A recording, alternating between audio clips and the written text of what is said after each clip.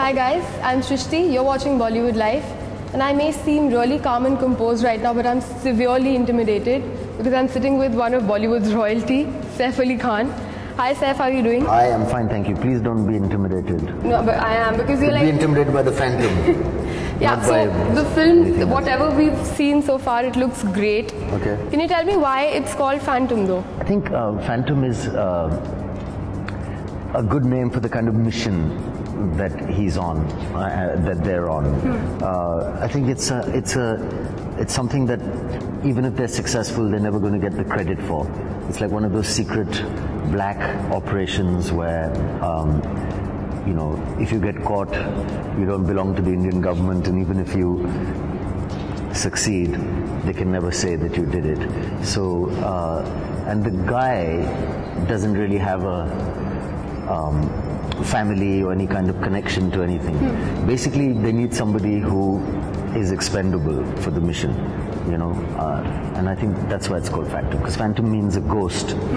So nobody knows who did it, nobody knows anything about it, so you get no credit for it. So that's why.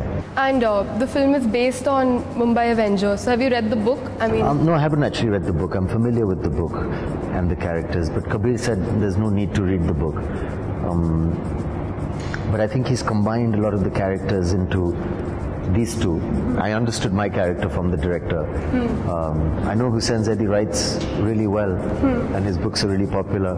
And I've read the Mafia book, you know, Dongri to Dubai. Dongri to Dubai. But I've not read Mumbai Avengers, no. But it's a really nice idea. It is. It is. So what kind of preparation went into this character?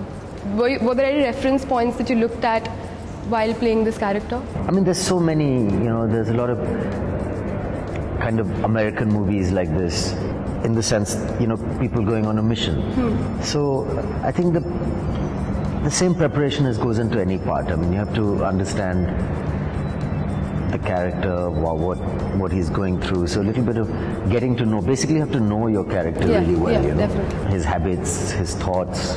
And this guy, I think the issue is that he's been thrown out of the army for being a coward, which is a big, you know, it's a big insult. It's also a misunderstanding. He doesn't really deserve that. And when he gets offered this job, for which he'll get no credit, he still gets a chance to win his respect back, honor back, exactly, in his own eyes. And that's a, you know, it's a big thing. So do you think that of late, and I'm not talking about Bajrangi Bhaijaan, but of late films are being more and more jingoistic about India and Pakistan? I think, you know, it's exploitative when you do that. It's exploiting a mindset, which is quite easy in our politics to sometimes do. But I think most of the people will be really well exploited because they're uneducated and poor, probably aren't buying tickets to go and see a film. You know, it's, I think only 1 or 2% of our country watches movies or has the cash to go and watch movies. And those guys, I don't think, are going to be impressed with any kind of jingoistic approach. I don't think. It's not going to work. You're talking about the multiplex audience? Or? Yeah. Oh, generally. People, only 1 or 2% watch our films, no? Bigger it makes 300 crores, but there's 1,000 crores here, so it's 3%. Jingoistic kind of approach, and like would people, you know, stir up emotions for votes, whether it's, you know, using cheap tricks. Basically uprooting the hand pump and killing 10 people with that time is kind of gone, you know, even though that had its own, it's a huge hit, but I'm sure it's not a hit because we hate Pakistan. It's kind of a hit because, you know, Sunny Deol's a really cool guy. He's trying to do something really honorable and protecting something. It's not really. While shooting for the film, at any point were your personal politics coming in the way of what the film preached? Or was it always in sync with what the film was trying to say? Well, you know, on a very basic level, I think all of us as Indians are really upset about what happened. Any act of terrorism, especially with, you know, young boys think that they have a right to fire machine guns in the train station or burn parts of the Taj. I mean, some of the footage which I've seen has these guys like hammering the door, you know. Can you just imagine what the people inside were feeling? In a 5-star hotel where you've paid so much money to have like the holiday of a lifetime, you don't expect these lunatics to come in. So generally I think everybody likes to focus on peace And my life also, my personal politics is live and let live. But, you know, I've not lost anybody in a terror attack. I think I would probably think very differently if I did. So I'm quite liberal in my own thinking, but at the same time I feel, you know, sometimes it'd be nice if India had a stronger response to some of these things.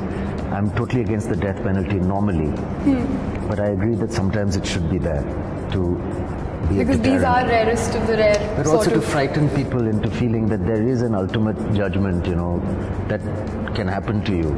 So the next kid who picks up a machine gun shouldn't feel that, okay, you know, worst thing that will happen is I'll spend some time in jail. You know, they should know that you will be punished severely. So I don't know, I think all of us, our personal politics are changing, developing, the more we discuss these things. And it's good, because I don't think people knew internationally also too much about radical Islam and moderate Islam and all these things. But it's being discussed now. Of course, it's important. Maybe I'm answering all your questions at the same time, but it's like Kabir, Sajid and I are all Indian Muslims. So, you know, we've also got a take on things which is different to our politics, but that's also important. That's how we like to be seen. There's a difference between, I think religion is a private and peaceful thing, it should be.